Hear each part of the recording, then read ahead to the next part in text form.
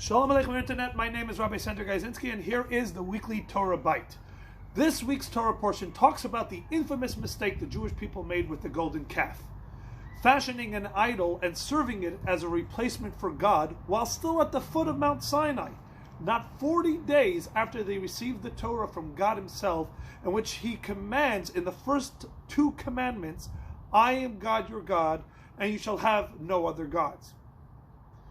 More perplexing, perhaps, than how they managed to fall so far so fast and make this catastrophic mistake, is what their atonement for said mistake was.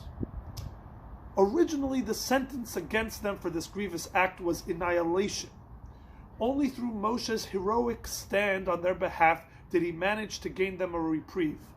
So what is the updated sentence in place of execution? Moshe is told by God to exact from each person, get this, a half shekel coin. So, execution, please no. Okay, 50 cents. What? Even Moshe was perplexed why this was enough to achieve atonement. Yet to understand this, we need to go back and properly understand how the people made this mistake in the first place. I will submit to you that it is not only understandable that they were able to make this mistake, but actually we kind of make the same mistake all the time.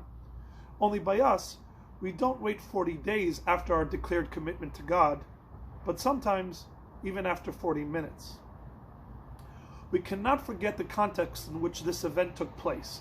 They had just marched into a wilderness without provisions or any planned route to a destination. They went in an incredible act of complete faith, following a God that they couldn't see, hear, or relate to. A key part in their ability to act with such faith was the fact that they had a human guide, someone they could see and relate to complain to be inspired by, and that was Moshe. This helped them march into the desert and then march into the Red Sea.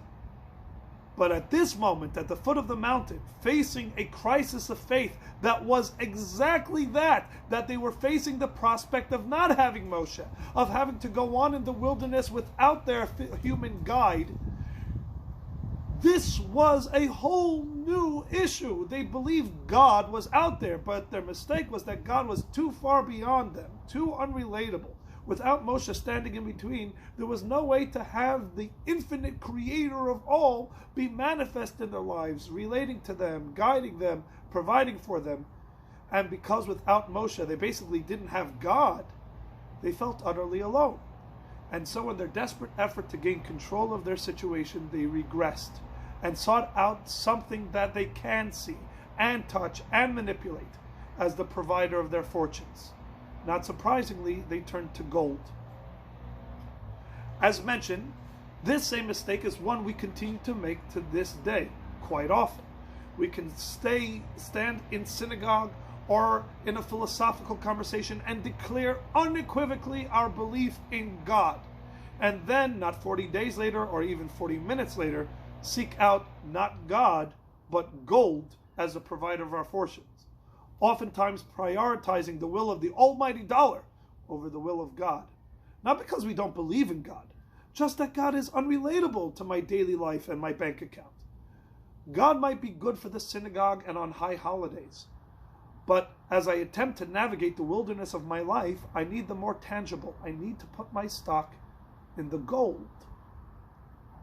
Their mistake back then was that Moshe was never standing in between the unrelatable God and the people. Moshe is the guide and teacher and instructor of our direct relationship with God, who is so infinite that he can be present even in the smallest and most mundane matters if he so chooses. And as he declares in this Torah portion, he does so choose. And this is why the antidote for the mistake with the golden calf is a half shekel coin.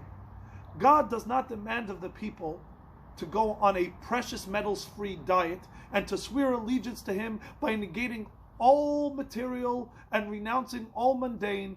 Rather, he asks us to engage with our money, with our finances, but to see in this that it is only a half shekel, that it is only half of the equation. The other half of this coin, the other half of this mundane monetary pursuit is God. He is your not-so-silent partner. and the key to your success in navigating your wilderness. He is not above it all, infinite and unrelatable, leaving you no choice but to pursue and serve at the altar of gold. Rather, he is right there, the second half of your enterprise, no matter how small or mundane it might be. And the key to your success is to throw in with your almighty partner. Follow his lead and his guidance, and to trust that he will lead you to the promised land. Shabbat Shalom.